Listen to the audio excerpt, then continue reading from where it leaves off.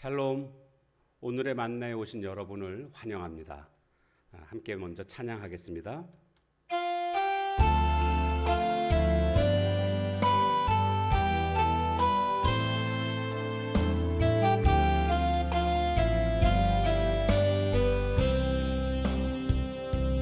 주께 힘을 얻고 그 마음에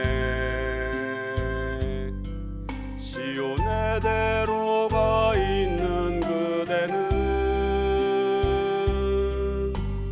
하나님의 축복의 사람이죠. 주님 그대를 너무 기뻐하시죠. 주의 집에 거하기를 사모하고 주를 항상 찬송하는 그대는 하나님의 축복의 사람이죠. 주님 그대를 너무 사랑하시죠. 그대 섬김은 아름다운 찬송, 그대 헌신은 향기로운 기도. 그대가 밟는 땅 어디에서라도 주님의 이름 높아질 거예요.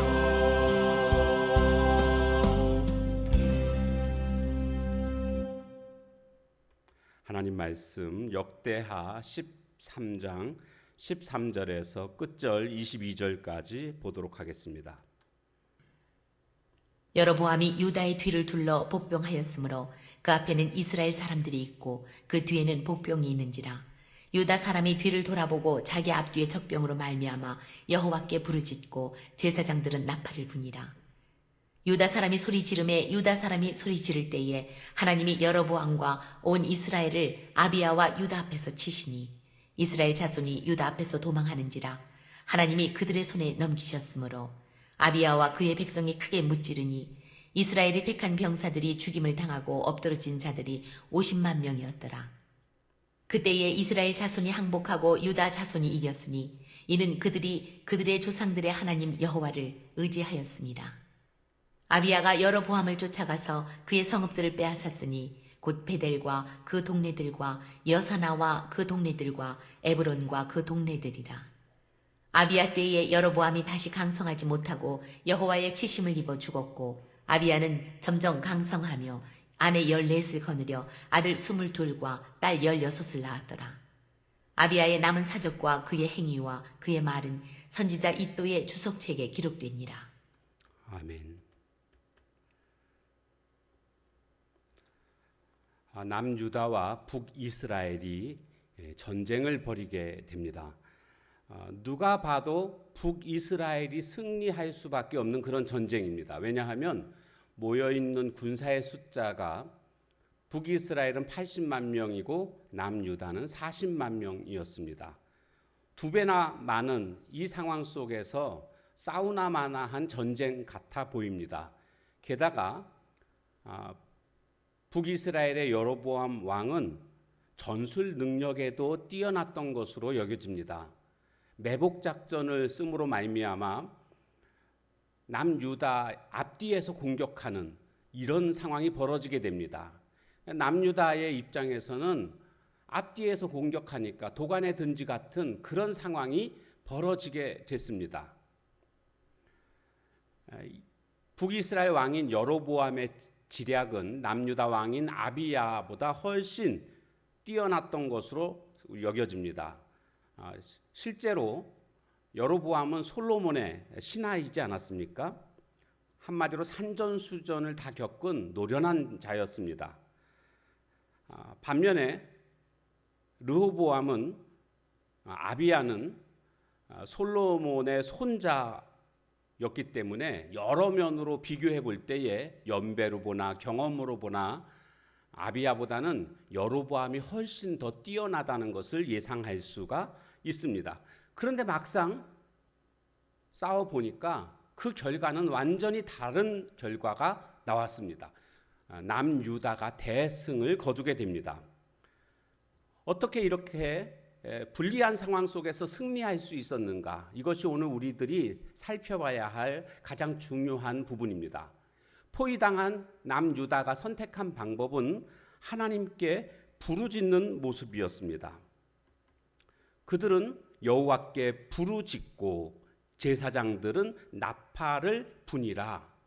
하나님께 도움을 요청하는 것입니다. 여기 제사장들이 나팔을 불었다라는 것은 지금 이 상황이 긴급 구조를 요청하는 상황입니다 하고 하나님께 신호를 보내는 그런 사인이었습니다.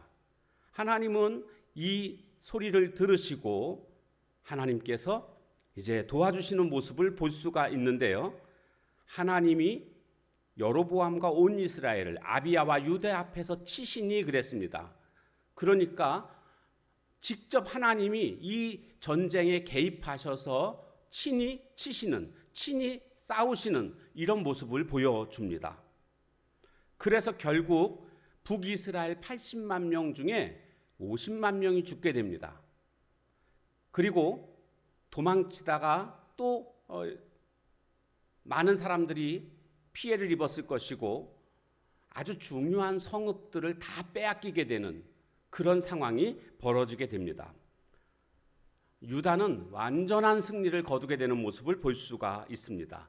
이 전쟁의 피해가 얼마나 컸는지 북이스라엘은 이때로부터 재기하지 못합니다. 여로보암은 재기하지 못하고 결국 하나님이 치셨고 결국 죽게 되었다라는 것을 알 수가 있습니다. 반면에 남유다는 점점 강성해집니다. 어떻게 이런 결과가 나왔습니까? 아까도 살펴봤던 것처럼 하나님께 부르짖었습니다. 하나님이 우리를 도와주실 것이다 라는 믿음이 그들에게 있었습니다. 그 믿음으로 말미암아 그들은 어떻게 했습니까? 남유다는 18절에 가보면 남유다가 그때의 이스라엘 자손이 항복하고 유다 자손이 이겼으니 그 이긴 이유가 그 다음 나옵니다. 이는 그들이 그들의 조상들의 하나님 여호와를 의지하였음이라. 하나님을 의지했다. 하나님을 믿었기 때문에 하나님을 의지했던 것입니다. 그것이 이 전쟁에서 승리할 수 있었던 가장 큰 요인이라고 할 수가 있습니다. 그러니까 전쟁의 승패는 하나님께 달려 있었구나라는 것입니다. 하나님을 의지하는 자가 승리합니다. 다윗과 골리앗도 같은 맥락에서 우리가 이해할 수가 있습니다. 아니 누가 봐도 골리앗이 이길 수밖에 없는 싸움 아닙니까? 그런데 다윗이 이겼습니다. 왜요? 여호와 하나님을 의지했기 때문에. 하나님의 그런 약하심이 사람보다 훨씬 더 강하십니다. 하나님의 어리석음이 사람의 지혜보다 훨씬 더 뛰어납니다. 그러니까 우리는 하나님을 대항할 수 없습니다. 어느 누구도 그 무엇도 하나님과 싸워 이길 수 없습니다. 그러므로 우리가 하나님을 의지하는 자가 결국 승리하게 된다라는 사실을 우리는 꼭 기억해야 되겠습니다.